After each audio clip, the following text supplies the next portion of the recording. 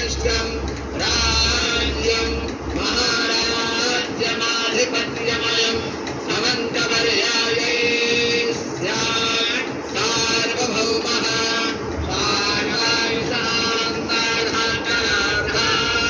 पृथिव्यै समुद्रपर्यन्ताया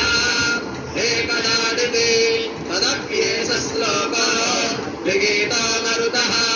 परिवेष्टारो मरुतस्यापसङ्ग्रहे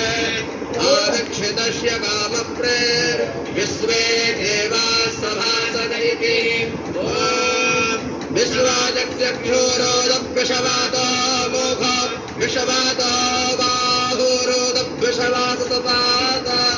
सम्बाहुभ्यां धामदेशं पादतरैर्घ्या वा भूमि जनयन्देव एकः हरिः ॐ दाशरथाय विद्महे सीतावल्लभाय धीमहि तन्नो रामः प्रचोदयात् ॐ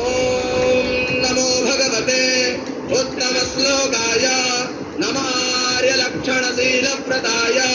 नमो उपशिक्षितात्मन उपासितलोकाय नमः साधुवादनिकर्षणाय नमो ब्रह्मण्यदेवाय महापुरुषाय महाराजाय नमः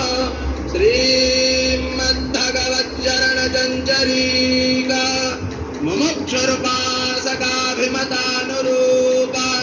गुणविभवैश्वर्यशीलाद्यनवधिका अतिशय असङ्ख्यकल्याण गुणगणम् अप्रमेय कृपारत्नाकरम् भगवन्तं